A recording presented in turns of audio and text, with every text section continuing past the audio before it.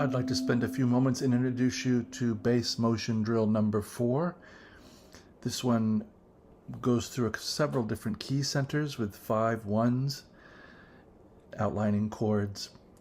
If you've not yet done so, I'd again ask you to please do subscribe if you're enjoying the content, like, share, leave a comment.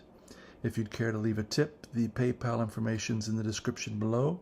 And let's get started with bass motion drill number 4. This has some really useful shapes in it, useful associations for your fingerboard visualization. So this is similar to another bass motion drill we've had recently, where a chord tone sits and we shuttle a root and the flat 7 below it. So here's C sharp with A at the 7th fret of the 4th string, 6th fret of the 3rd string. We're striking both and then making our bass motion here from A to G, 7th to 5th fret. These are splitting, contrary motion, 4th and 7th fret, F sharp and D on strings 4 and 3.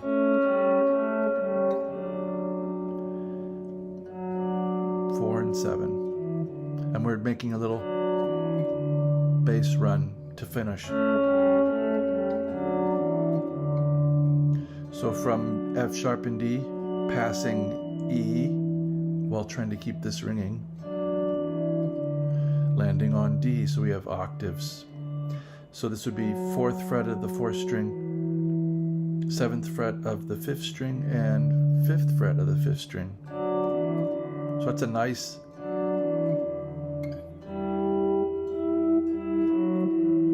chord shape to know that outlines a major chord. So here's A7, D, then we're adding a 10th above, D and F sharp, 5th and 7th fret of the 5th and 2nd strings. I don't talk about this a lot on these lessons, but if you were sitting with me in a room having a lesson, I would definitely be talking about posture and what you're doing with your forearm. So I have noticed over the years of teaching that a lot of people really squeeze their forearm into the side. A good hint I was given by a Tai Chi teacher was to feel as if you have an egg under your armpit. You don't want to crush it. So it's just held there, but we can feel some freedom here. It's important. You want length in your lower back.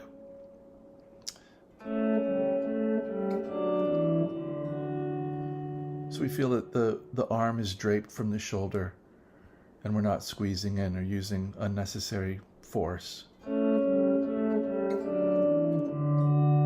So we're back to our 10th, D and F sharp, and now we're going to go through a little cycle of A7.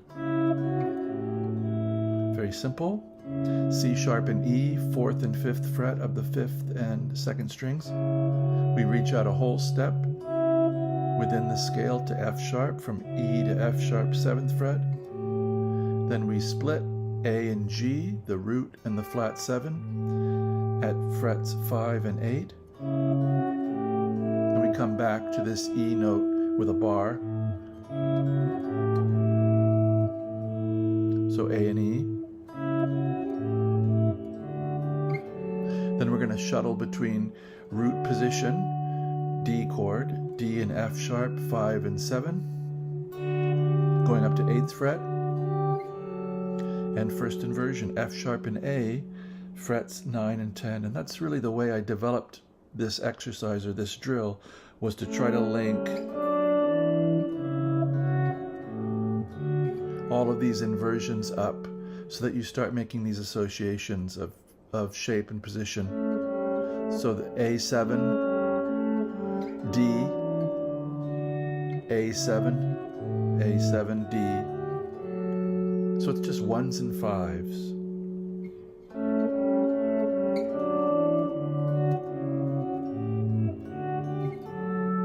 Now, we're going to go to E minor. So we just did D,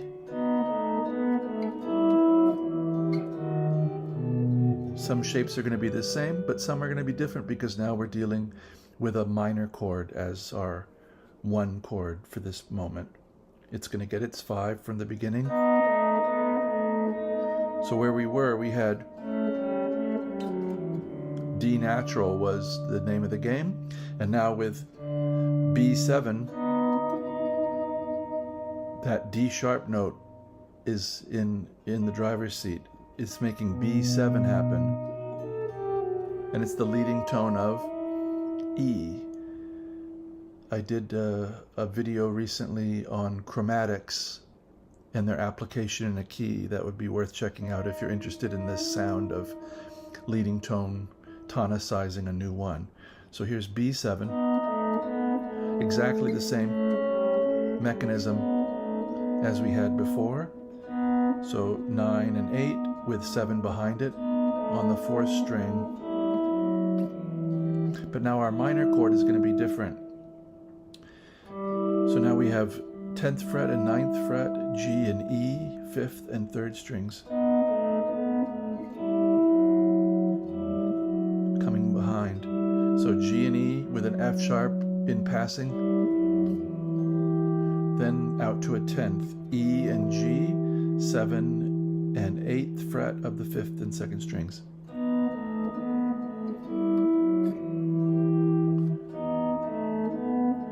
Grab the 6th, out to a 10th, voice exchange. G and E becomes E and G. And now our same, but this time for our 5 chord, rather than reaching out a whole step, we conform to the scale of E harmonic minor here. So we go from D sharp and F sharp, 6 and 7, up to 8th fret, G. And now we got again root and flat 7, frets 7 and 10. Back to 7 with a bar.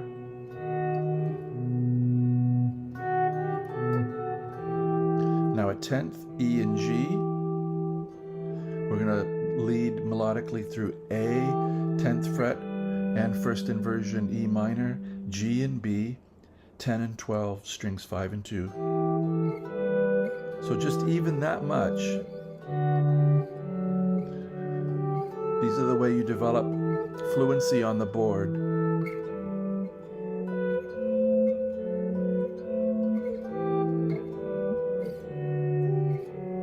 And just look to move different voices at different times. So in this case, this is just a little chord scale study. How about putting the leading tone of B minor in there? So one thing I'd really love to get across is that when we think of, say, E minor, we think of these little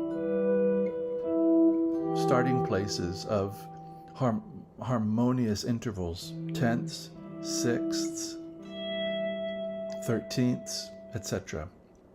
Those are going to be the main ones. We could have 5ths in some cases, but less so. Less so for 2-voice style. 5ths don't sound quite as rich.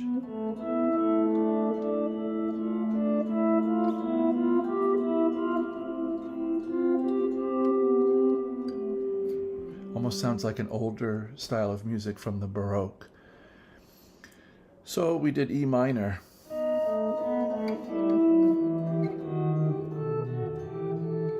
Now we're going to get the exact stuff we did for major.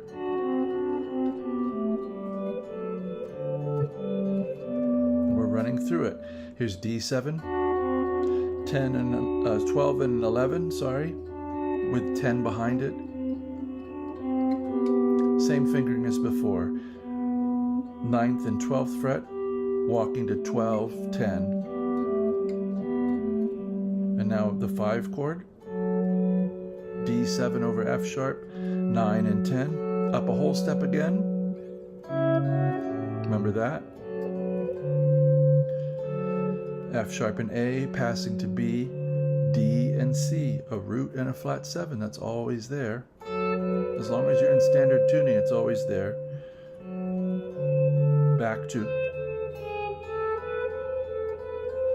this line. So G and B, 10 and 12, up to 13, C, B and D, voice exchange.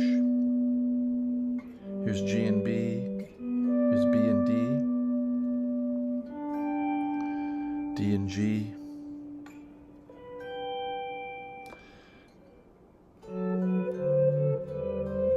And now the last one.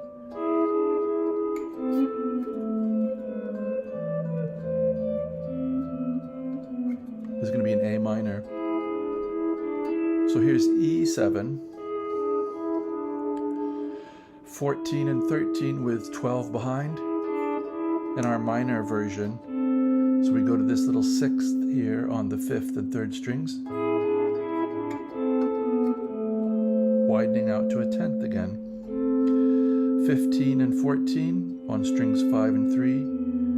So C and A with a B below, widening out to A and C. And now our 5 chord right below it. G sharp and B with a passing C, E and D, coming back to B. So 11 and 12, 13, 12 and 15, 12, and then what do you got? A minor, 12 and 13, up to 15, and our first inversion here, C and E, 15th and 17th.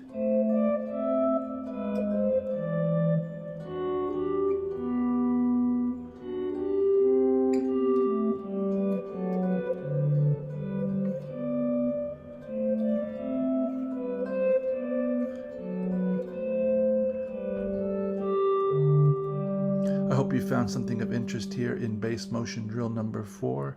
If you've watched this long, I do appreciate your kind attention, and I wish you a very good day.